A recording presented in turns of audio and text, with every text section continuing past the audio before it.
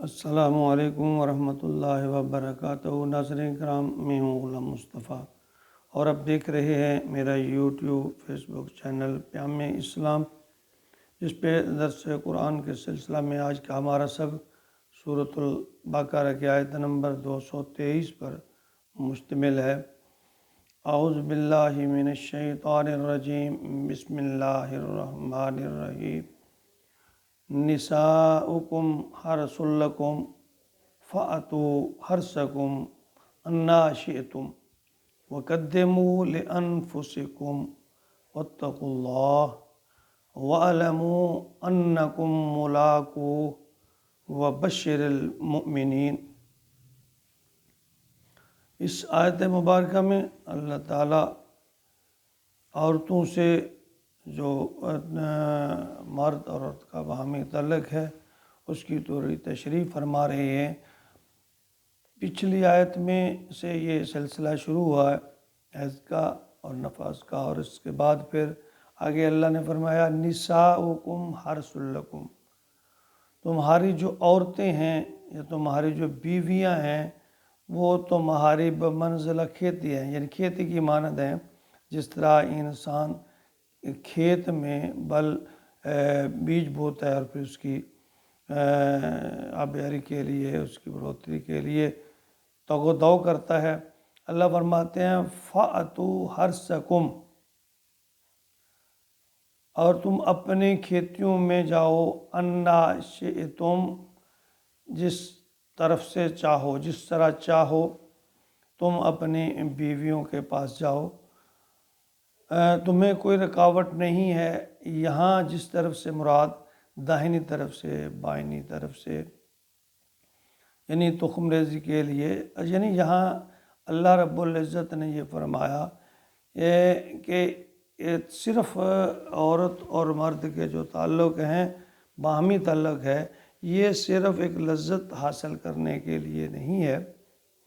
بلکہ اس کا مقصود نسل انسانی کی بقا ہے، ذریعہ ہے، اور یہ ٹھیک ہے کہ انسان اس سے آسودگی حاصل کرتا ہے، لیکن یہ اگر اس کو نبی اکرم صلی اللہ علیہ وسلم کی سنت کے مطابق اور اللہ کے فرمان کے مطابق اس کو ادا کیا جائے تو یہ بھی ایک نیکی ہے، ثواب ہے، صدقہ جاریہ ہے۔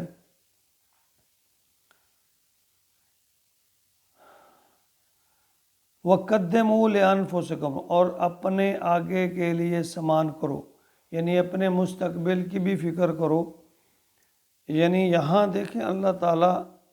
اولاد کو انسان کا مستقبل کا اثاثہ کرتا جو ہے وہ فرما رہے ہیں کہ وہ اب بڑھاپے میں اولاد جو ہے ماں باپ کا سہارا بنتی ہے، تو اس کے لیے اللہ تعالیٰ نے اولاد کو بھی ایک نعمت قرار دیا ہے۔ یہاں تو الٹی گنگا بہہ رہی ہے کہ بھئی بچے کم ہوں، کم پیداوار ہو تو آسودگی ہوگی، ان کی پرورش اچھی ہوگی، اس طرح کی ترغیبیں۔ حالانکہ اگر حقیقت کو دیکھا جائے تو یہ حقیقت نہیں، اس کے بالکل برعکس ہے۔ اگر ہم دنیاوی لحاظ پہ بھی دیکھیں، ویسے ایک طرف تو یہ فرمان ہے کہ اللہ رب العزت نے جس جان کو پیدا کیا وہ اس کا رزق بھی اس جہان میں بھیج دیتے ہیں، لیکن اگر دوسری طرف یہ زمانہ امر دیکھیں کہ اگر یہی امر واقعہ ہے کہ زیادہ آبادی جو ہے وہ مسائل کا سبب ہے، تو پھر چین جیسا ملک جس کی آبادی پوری دنیا سے زیادہ ہے اور وہ پوری دنیا سے اب آگے نکل آیا، ترقی یافتہ ممالک کو بھی پیچھے چھوڑ رہا ہے، اس کی ترقی کی شرح دیکھیں تو یہ کنسیپٹ کہ کم اولاد ہوگی تو اس کی پرورش اچھی ہوگی، یا کم اس طرح نعرہ چل رہا ہے کہ ہم کم بچے خوشحال گھرانہ، اس کی اسلام جو ہے حوصلہ شکنی کرتا ہے۔ اللہ فرماتے ہیں وَاتَّقُوا اللَّهَ، اللہ سے ڈرو، وَاعْلَمُوا، اور جان لو، أَنَّكُمْ مُلَاقُوهُ، کہ وہ تمہیں مل کر رہے گا، جان لو کہ تم اللہ سے مل کر رہے گا، اللہ تم سے یعنی اللہ فرماتے ہیں اگر اللہ سے ڈرو کہ تم نے اللہ سے ملنا ہے، ایک بار تم نے اللہ کے پاس، ایک دن ایسا ہوگا کہ تم اللہ کے حضور حاضر ہوگے،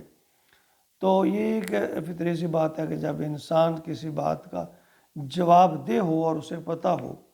کہ مجھے اس کے بارے میں پوچھا جائے گا یا قریب اس کا مجھے سوال کیا جائے گا، میری کارکردگی کو جانچا جائے گا، دیکھا جائے گا، تو لا محالہ اس کی کارکردگی جو ہے وہ بہتر ہو جاتی ہے۔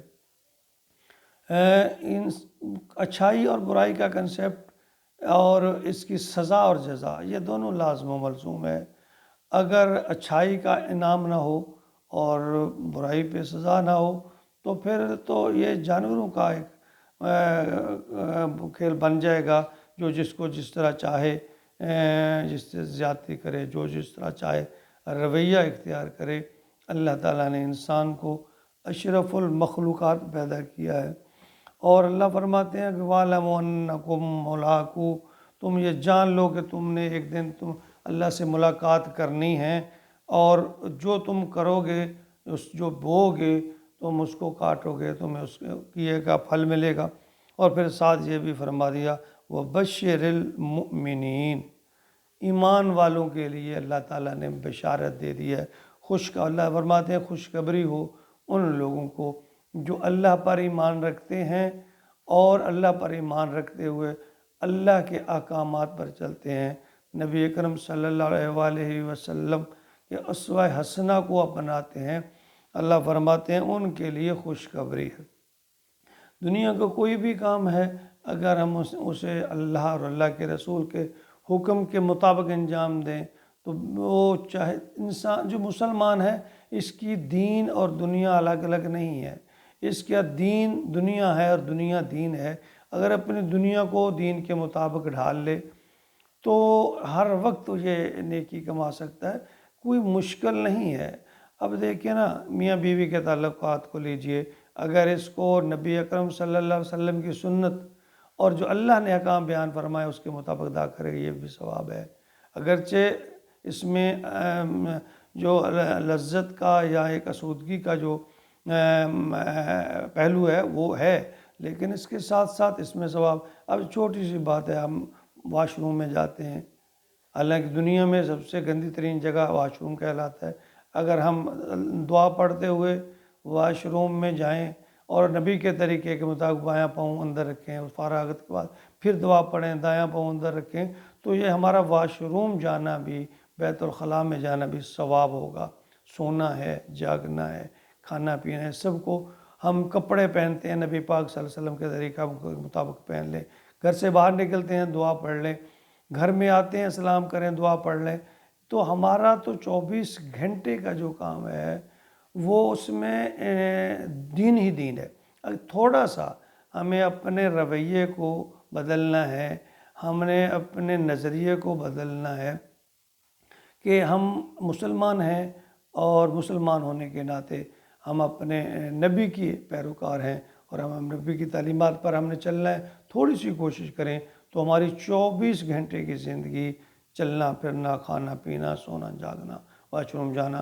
سارے کام جو ہیں وہ نیکیوں میں شمار ہوں گے۔ تو مشکل تو نہیں ہے، لیکن ہم نے اس کو مشکل بنا رکھا ہے، سمجھ رکھا ہے دین کو مشکل۔ اللہ تعالیٰ ہمیں، اللہ فرماتے ہیں کہ میں نے ایمان والوں کے لیے دین کو آسان کیا ہے۔ اللہ تعالیٰ ہمیں اپنے احکام اور نبی کرم صلی اللہ علیہ وسلم کے اسوہ حسنہ پر چلنے کی توفیق عطا فرمائے، آمین۔